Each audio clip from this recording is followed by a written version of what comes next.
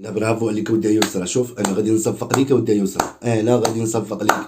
لا برافو عليك، ساليتي معايا وصراحه انه جبتي لي الدبوع باش نكون معك واضح، وتستحق انه نصفقوا عليها. علاش؟ لانه الواحد فينا انه ملي بغى يتبدل من الشر، وخصوصا انه يسرى بغات انه تبدل من عند بوسما للشر اللي عند بو محمد ام ميلوده للخير، فكيف يعقل انه ما نصفقوش ليها؟ كيف يعقل انه هاد السيده هذه ما نقولوش ليها برافو عليك؟ بالمناسبه انه من الان فصاعدا انه ودي يسرى غادي نعاود نعيط لك غير بالسميه ديالك، سمعت ولا لا؟ غادي نعاود نعيط لك غير بالسميه ديالك. حنا غادي نصفيو معاك نيتنا، ونتمناو كذلك انه تكون نيتك انه صافيه. واكيد انه مادام انا غادي تشوف بحال هذه المعامله، وغادي تشوف با محمد مكبر بها، امي ميلوده انه مكبره بها وكذا وكذا، فراه اكيد انه واخا تكون نيتها يعني غلطه او خاطئه ولا كما نقولوا حنايا سوداء، اكيد انه ملي غادي تشوف هذا التحول اكيد انه غادي يعجبها الحال، وبالتالي انه غادي نقولوا لها مرحبا سيدي، بغيتي تجي للخير مرحبا والف مرحبا. راه شي وحدين دابا راه ما مسروطاش ليها. تخيلوا معايا انهم خارجين كيسبوا فيها وكيعايروا فيها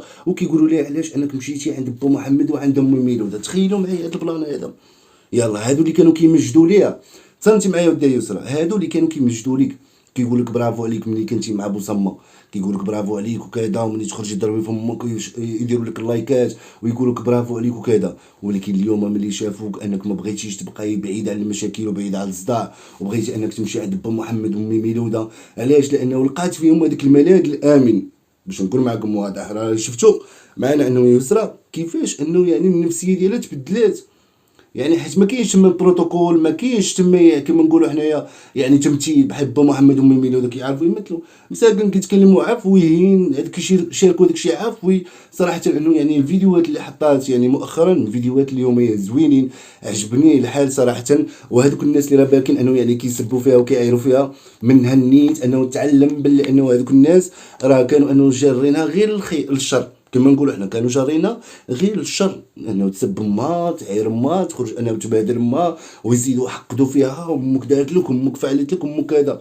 وملي شافوها انه بغات تصالح مع العائله ديالها الحقيقيه ما عجبهمش الحال، وناضوا انهم كيسبوا فيها، واللي يحط لها تصاور كذا واللي يحط لها تصاور كذا، وهذاك الشيء كامل باش انه يرجعوها الله. الا شفتوا معنا انه حتى بوسما انه عيا ما يخرج بالفيديوهات، عيا انه ما يبدل ليها الميموار ديالها باش انه يعني ما توصلش لهاد اللحظه هذه. ولكن البنت اللي في راسها انه مقتنعه بداك الشيء اللي راه دارت، واكيد انه تعلمات من الاخطاء ديالها، لانه كما سمعتوا معنا بلا انه البنت قالت لك ودي انا دايره لي سميتو السن هو اللي دارها ليها. ما نساوش الاخوان بلا انه هاد البنت هذه راه فاش انه استفرد بها بوسما تمايا بوحدو، راه كانت الدريه باقا صغيره، الدريه باقا ما كتعرفش. دونك هذوك الافكار اللي راه عمر ليها، دوك الشيء اللي زرع فيها تمايا هو اللي خلى انه نشوفوها بهذيك الحاله بحال الموكل.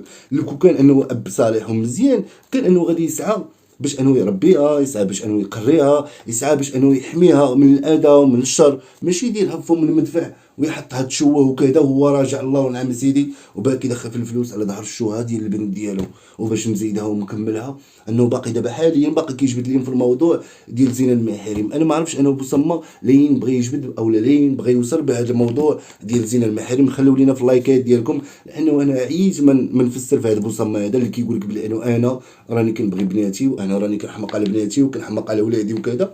كنلقاو بلي انه مازال كيعاود يجي يشوه فيهم، مازال عاود فاتح القضيه ديال زنا المحارم وكيقول الام بلي انه انا بريء وانا كذا وانا كذا. واش كاين شي واحد اللي يبغي انه البنت ديالو تصلح وتمشي في واحد الطريق اللي هي مزيانه في العواد يقول لها برافو عليك انه شفتي انه درتي هذا البلان هذا برافو عليك، وسيري تصالحي مع الام ديالك حتى هي تصالحي معاها، ويخرج وتا هو يدير فيديو وسيري تصالحي مع الام ديالك ونديها وكذا ووصلت لعند الام ديالها. واخا تكون هاد السيده هادي ما مزياناش سيري تصالحي مع الام ديالك، حيي مع صله رحم، حتى شي واحد ما ضامن روحو غدا ولا بتغدا يقدر انه الانسان انه يموت. دونك سيري تصالحي مع الام ديالك، واخا تكون هي مثلا انه خاطئه خليها من الله سبحانه وتعالى، راه الله سبحانه وتعالى هو اللي غادي يحاسب كل واحد على الافعال ديالو. الا كانت هي صادقه راه غادي يتحاسب بوسما، الا كان بوسما صادق غادي تحاسب هي. المهم راه الله سبحانه وتعالى فوق كل جميع. ولكن هو ما كيخممش البنت ديالو، ما عاطيش قيمه للبنت ديالو، هو فقط باغي انه يجبد المشاكل، باغي يجبد الصداع، باغي يجبد بزاف ديال الامور. على العموم كيف ما قلت لكم بلا انه من الان فصاعدا ما غاديش نبقى نعيط ليها بالاسم او كما نقولوا حنايا بالداسره او بالساكطه او حتى الطلام ديال السي عبد السلام غادي نعفيهم منها. الطلام ديال السي عبد السلام غادي نعفيوكم من الطلام ديال السي عبد السلام. واش بغيت كاين شي حاجه اكثر من هكا؟ على الطلام ديال السي عبد السلام هما صبنتيهم شي العفريت. ماشي. ايوا المهم حنا عارفين عليك في الظلام ديال السي عبد السلام باش تعرفي بلي انه حنا قلوبنا راه بيضاء. حنا ماشي شي وحدين اللي هما كيكرهوا الصلح وما عندهمش يعني كما نقولوا حنا نبغيوكم انكم تبقاو ديما مخاصمين وكذا والعباد، ولكن حاجه وحده انه تكون المصداقيه، تكون الشفافيه، انه الانسان انه تكون عنده النيه الصادقه، يعني بدون الاعيب بدون كذب بدون اي امور، لانه كل شيء راه غادي يتضح، كل شيء راه غادي يبان ويشوف. وكيف ما قلت لكم بلا انه راه واخا انا يعني تكون عنده واحد النيه اللي هي مثلا نيه اللي هي سوداء، فاحنا غادي نحاولوا انه يعني نمدوا ليها يد المساعده، ونحاولوا انه بغات تجي مرحبا زيدي سيدي، واخا عندك نيه مثلا خطا زيدي مرحبا، ولكن ملي غادي تشوف التعامل ديالنا انه كيفاش داير، وما غاديش نخرجوا ونقولوا لا لا وكذا وهادي، وغادي نرحبوا بها كيف ما انه با محمد ومي ميلوده رحبوا بها. تخيلوا معايا انه الواحد يخليك مشوجر تمايا بحال با محمد ومي ميلوده، ناس اللي هما كبار في السن، ونهار السبوع وخلاتهم مشوجرين تمايا وكذا، والناس كيطالوا، والناس في اليوتيوب بقى فيهم الحال، كلشي بقى فيه الحال. ورغم كذلك انه با محمد ومي ميلوده انهم سامحوها وداروا بحال حتى شي حاجه ما كاينه. تخيلوا معايا انهم سامحوها وما داروا بحال حتى شي حاجه ما كاينه. فخصنا حنا نتعلموا من هذا با محمد ونتعلموا من هذا مي ميلوده، اننا نكونوا ناس اللي هما متسامحين.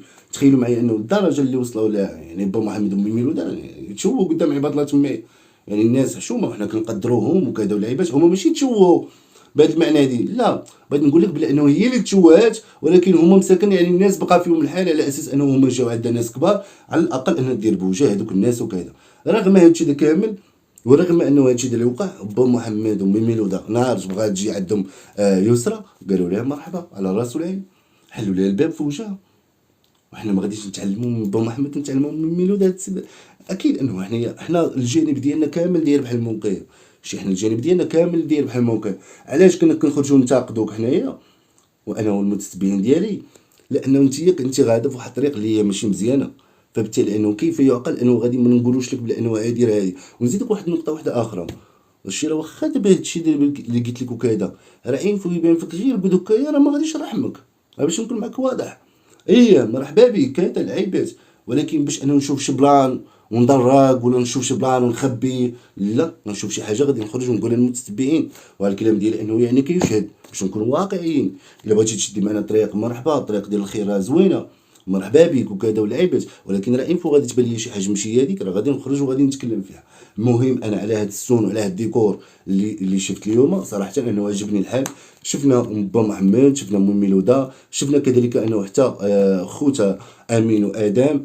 صراحه كانت واحد اللمه اللي هي زوينه، ولكن بقات كتنقصنا سعاد اللي صراحه انه كان من المفترض انه يعني اليوم انه غادي تنزل الفيديو ديال الصلح، ولكن ما عرفتش انا واش سعاد خدامه ولا شي حاجه بحال هكا، ما عرفتش. المهم كاين شي بلان لانه خلى سعاد انه ما تجيش. اما من ناحيه الصلح فراه الصلح راه مصالحين، غير بقى انه يعني باش يعلنوا عليها قدام الناس، باش الناس يتاكدوا بلا انه هاد الناس هادو راهم صالحين مع بعضياتهم. المهم انا ما عرفتش انا واش سعاد انه خدامه ولا ما عرفتش، لانه ما عرفتش، لانه سعاد حتى هي راه كتخدم، راه كيجيوها بريكولاج مع هادشي. وكذلك انه شفناه ما حطات حتى شي فيديو، يعني ما كانش عند با محمد، ما كانش عند ميلوده، دونك راه ما كانش حاضره هي في ديك النهار، ما كانش حاضره تما. ربما انا كنقول بلا انه واقيلا كانت انه يعني خدامه، هادشي اللي غادي نقول انه كانت خدامه، وربما انه كانت موعده شي ناس ومشات عندهم. لانه لو كان انها مشات عند با محمد ومن ميلوده نهار دي سميتو كانت غادي تصور، وغادي نشوفوها بلا انه صورات مثلا انه جات مثلا في العشيه تشوفهم ولا شي حاجه بحال هكا، اولا مثلا دير معاهم وتجي تشوفهم، واش فهمت ولا لا؟ دونك كيبان ليا بلا انه سعاد ما كانش انه يعني مثالي. على العموم المهم كان انه يعني فيديو بادرة خير، وكما نقولوا حنايا راه نقطه نقطه كيحمل الواد. اليوم مشات عند جداها، جاو عندها خوتها، هذيك اللمه الزوينه، غدا غادي نشوفوها مع سعاد، يعني راه نقطه نقطه كيحمل الواد. العجيب والخطير في الامر هو انه المقص هذاك سميتو بكريشه اولا بوسما ما غاديش يعجبو الحال، بوسما ما غاديش يعجبو الحال. علاش؟ لانه بوسما باغي هو اصلا كيبغي هذوك الاجواء، فهمتوا ولا لا؟ بوسما كيبغي هذوك الاجواء، يبغي ولادو انه يكونوا حداه، يبغي يكونوا الولاد حداه يصور معاهم، تبان يسرى، تبان فاطمه الزهراء، يبان امين ادم، كيبغي هو بحال هاد المسائل هادي كيبغيهم باش انه الفيديو يطلع ليه هو ناضي، فهمتي زعما راه كاينين معايا الولاد وكذا. فتخيلوا معايا انه نهار هذاك الشيء قلت لكم البارح، قلت لكم بلي انه راه شنو اللي خلاه انه معصب، حيت غير هو والسريعه بوحده الراس في الراس، وكاين معاهم تيتيما وزنوبه، وهما الراس في الراس. يعني هذاك سميتو داك النهار داز عندهم نهار كحل كيما نقولوا حنايا. علاش؟ ناقصين فيه الوليدات، ناقصين فيه امين وادم، ناقص فيه يسرى حتى هي ما كايناش. هادو راه الا نقصوا راه نقص كلشي، الا نقصوا هادو راه نقص كلشي، يعني غادي يبان هذاك الشيء باسل. دونك يسرى انه دارت واحد الضربه قاضيه لبوسمه، خلاتو انه كيتركل في بلاصتو، ديال انه جابت الولاد اولا جابت خوتها عندها باش انه يعني يعيدوا معاها. تخيلوا معايا هادي انه ضربه قويه هادي، انه سعاد لانه في هذا النهار هذا ما تعطيش الولاد، سعاد ما تعطيش الولاد خصوصا في هذا النهار هذا. علاش؟ لانه غادي تبغي ديهم عند امهم وكذا والعيبات، اولا عند امي ميلوده وبا محمد. ولكن سميتو انا مع بنتها عطاتها خوتها، مع الاخت اولا مع بنتها عطاتها خوتها انه يعني يجوا عندها. لو كان انه طلب منها بوسمه ما كانش انه غادا تعطي الولاد، ولكن ملي قالتها لها يسرى عطاتهم ليها. دونك بوسمه انه دابا ولا كيشوف راسو مدمر ديال بصح. فهمت ولا شو هذيك القضيه ديال انه راه مطايف مع السريه؟ طريق فري انه يكون مطايف مع السريه. علاش؟ واخا قال لك انه بلا انه راه يومين، لانه ربما انه يكون براني هذا البلان هذا، وبطبيعه الحال انه يعني غادي يشوف يسرى ما كايناش، كيشوف يسرى بلا انه كتقرب من با محمد ومن ميلوده ما غاديش يعجبو الحال، فغادي يتشربن تما مع السريه، غادي يعود باغي غير منين انه يدوز ليها. المهم واخا انا راه ما تيقش في هذيك المطايفه ديالها. المهم كما قلت لكم بلا انه انا عجبني صراحه الفيديو، كنت لمسنا فيه الحب ديال امي ميلوده، لمسنا فيه الحب ديال با محمد، شفنا بلا انه حتى يسرى انه عجب الحال ابا المشاهدات وكذا، لانه الناس ملي غادي يشوفوا وحده انه يعني كتسعى للخير فاكيد انه غادي يعجبهم الحال، هذه حاجه طبيعيه. غير اللي محسادين ومحقادين هما اللي ما غاديش يعجبهم الحال. المهم فكيف ما قلت لكم بلي انه دوزوا اجواء اللي زوينه، شفنا داكشي دايز مزيون. كذلك حتى بالنسبه للحنه، كلاشات ليا البقره يا سيدي. الحنه شفتي الحنه كيفاش دايره مصوبها امي ميلوده، على امي ميلوده. ومالو ما جات عندهم هي شنيتيكا، مالو ما جات عندهم شنيتيكا دوز عندهم لا نورمالمون راه خصهم هما يمشيو عند شنيتيكا. فاش بغاو يحنيو لزنوبه والعيبات نورمالمون خصها تكون شنيتيكا، ويعيطوا على بوسما الصغير، يجيبوا بوسما المتوسط، مرت بوسما المتوسط راه ما كتجيش هذيك. المهم يديروا واحد النهار زوين، راه بوسما تا هو ما كيعرفش انه يعني يخدم، معول على يسرى بزاف، مبازي على يسرى بزاف، واش فهمت ولا مبهدل هو يعني تضرب ليه الميموار ديالو كلشي في الزيرو، ويسرى ضربت ليه كلشي في الزيرو. دونك انا كنقول لك بلي انه برافو عليك ودي يسرى، كملي في هذا المشوار ديالك، سيري في هذه الطريق هذه، لانه ما كاينش ما احسن من رضا ديال الوالدين. وكيف ما قلنا لك بلي انه حنا يدينا راه مفتوحين. برافو عليك، كملي في هذا المشوار ديالك. وكذلك انه حتى بالنسبه للام ديالك راه ما كرهناش انه يعني تنزلي باش الناس انه يتاكدوا بلي انك راك تصالحتي مع الام ديالك. واخا راه حنا كناكدوا بلي انه راه تصالحات مع الام ديالها، يعني بقى غير هذاك الفيديو اللي غادي يتحط بطبيعه الحال يعني في اليوتيوب. المهم كملي على هذا المشوار ديالك، واكيد انه راه بوسما راه اكيد انه يعني شاعله فيه العافيه، غادي تلقاه بلي انه غادي يموت بالفقصه، لانه يسرى غدا في هذا الطريق هذا، وهو كيشوف بلي انه يسرى كتخرج من تحت السيطره ديالو. والا خرجت من تحت السيطره ديالو اكيد انه يوم من الايام غادي نشوفوا حتى فاطمه الزهراء انه غادي تخرج من تحت السيطره ديال بوسما، وانا هذيك الساعه غادي تشوف الطريق اللي غادي تعجبها بطبيعه الحال. المهم كان هذا هو اللايف ديالنا، وما تنساوش انكم تخليو لنا اللايكات ديالكم والتعاليق ديالكم، وتقولوا لنا واش عجبكم هذا البلان هذا اللي دارت يسرى او ما عجبكمش. مرحبا بجميع الاراء ديالكم، بجميع المداخلات ديالكم، سواء انها كانت ايجابيه او لا سلبيه، مرحبا على الراس والعين، ولكن تكون باحترام. شكرا لكم على المتابعه ديالكم، الاخلاص ديالكم، كلمه عليكم.